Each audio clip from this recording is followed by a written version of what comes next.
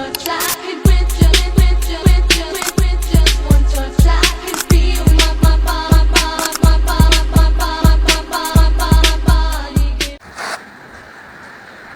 Assalamualaikum warahmatullahi wabarakatuh. Perkenalkan, nama saya Nurul Anissa dari kelas PAI 6A. Jadi di sini saya akan membahas bagian A tentang tantangan dan peluang abad 21. Yang pertama, tantangan literasi digital abad 21. Nah, adapun tantangan literasi digital abad 21 sebagai berikut. Yang pertama itu bagian A, kesenjangan akses teknologi. Nah, kesenjangan akses teknologi itu menjadi hambatan mendasar dalam penguatan literasi digital karena tidak semua masyarakat memiliki perangkat memadai, kemudian jaringan internet stabil maupun keterampilan dasar penggunaan teknologi. Nah, kondisi ini sering terjadi di wilayah pedesaan, daerah terpencil, dan juga kelompok ekonomi lemah sehingga menciptakan ketimpangan dalam memperoleh informasi. Nah, pendidikan daring serta peluang ekonomi berbasis digital. Jadi dampaknya tidak hanya terbatas pada keterlambatan penguasaan teknologi, tetapi juga memperlebar jurang sosial dan pendidikan antara kelompok yang terhubung secara digital dan yang tidak. Nah, transformasi digital yang berlangsung cepat justru berisiko memarginalkan kelompok tertentu apabila pemerataan infrastruktur dan pelatihan literasi digital tidak dilakukan secara sistematis. Baik, kita masuk kepada bagian B, ketidakpahaman terhadap informasi yang salah. Nah, rendahnya kemampuan berpikir kritis dalam menilai informasi digital itu menyebabkan banyak individu yang mudah terpapar hoaks, kemudian disinformasi dan berita palsu yang tersebar luas melalui media sosial maupun platform daring lainnya.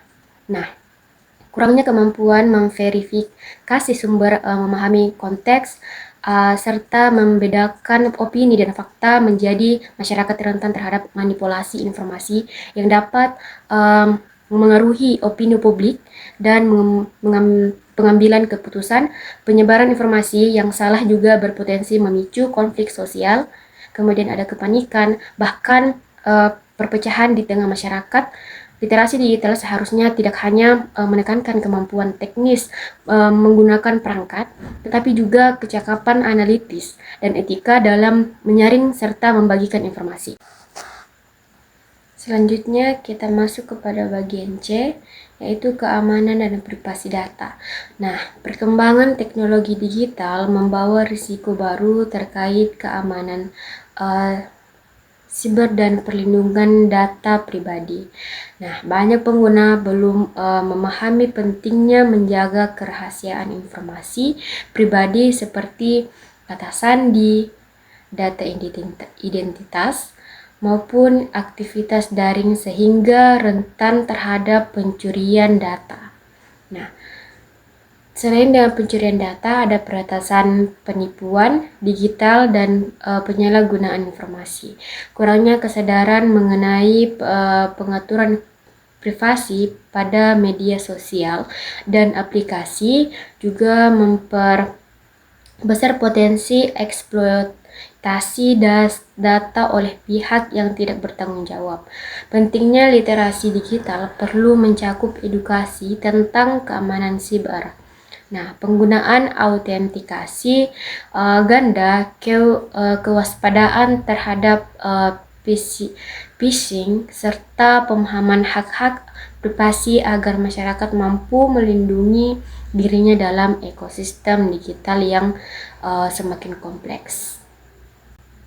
Perkenalkan, nama saya Anissa dengan NIM 23020010009. Nah, pembahasan selanjutnya masih terkait dengan tantangan literasi digital pada abad 21. Nah, kecanduan digital dan pengaruh kesehatan mental, di mana penggunaan teknologi secara berlebihan, terutama pada media sosial dan game daring, dapat memicu kecanduan digital yang berdampak pada kesehatan mental dan sosial individu. Sehingga intensitas interaksi virtual yang tinggi seringkali mengurangi kualitas komunikasi tatap muka, menurunkan produktivitas, serta memicu gangguan seperti kecemasan, stres, dan rendahnya kepercayaan diri akibat akibat perbandingan sosial di dunia maya. Nah, remaja menjadi kelompok yang paling rentan karena masih berada pada tahap perkembangan identitas dan emosional.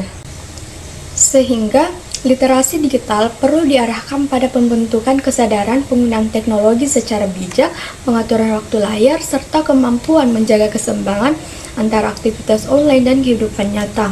Nah, tantangan selanjutnya yaitu polarisasi dan fragmentasi informasi. Nah, di mana fenomena filter bubble dan algoritma media sosial yang menampilkan konten sesuai preferensi penggunaan berpotensi memperkuat polarisasi informasi di masyarakat. Nah, individu itu cenderung hanya terpapar pada pandangan yang sejalan dengan keyakinannya, sehingga mengurangi ruang dialog dan toleransi terhadap perbedaan. Jadi kondisi ini tuh memperburuk fragmentasi sosial dan politik karena kelompok membangun persepsi berdasarkan sumber informasi yang terbatas dan homogen. Jadi, literasi digital yang komprehensif perlu menanamkan kesadaran akan keberagaman perspektif, kemampuan mengevaluasi sebagai sumber, serta sikap terbuka terhadap perbedaan agar ruang digital dapat menjadi sarana diskusi yang sehat dan konstruktif. Baik, perkenalkan nama saya Dela Citra dengan NIM 2302010008. Di sini saya akan membahas tentang peluang literasi digital abad 21. Adapun peluang literasi digital yang pertama itu ada akses informasi, di mana literasi digital memungkinkan individu mengakses, evaluasi, dan memanfaatkan sumber informasi yang tersedia secara daring, secara kritis, dan selektif.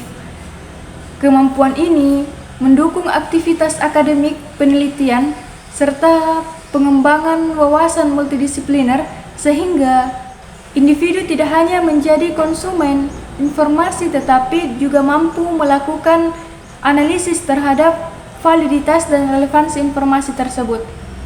Lalu yang kedua itu pendidikan daring. Kemampuan literasi digital memperluas akses terhadap pendidikan melalui platform pembelajaran daring, kursus terbuka, dan seminar virtual. Transformasi ini memperkaya ekosistem pendidikan dengan menghadirkan fleksibilitas waktu dan ruang, sekaligus memperluas kesempatan belajar bagi berbagai lapisan masyarakat tanpa batasan geografis. Lalu yang ketiga ada kewirausahaan dan konektivitas global. Literasi digital membuka peluang kewirausahaan berbasis teknologi melalui pemanfaatan media sosial, platform perdagangan elektronik, dan strategi pemasaran digital. Konektivitas global dan disabilitasi oleh teknologi memungkinkan terjadinya kolaborasi lintas negara, perluasan jaringan bisnis, serta pertukaran pengetahuan antar budaya secara lebih intensif. Lalu yang keempat itu ada inovasi dan kreativitas. Penguasaan literasi digital mendorong pemanfaatan teknologi sebagai sarana inovasi dan ekspresi kreatif. Individu dapat mengembangkan konten digital, aplikasi maupun solusi berbasis teknologi yang relevan dengan kebutuhan. Lalu yang terakhir itu ada kelima, demokratisasi pengetahuan.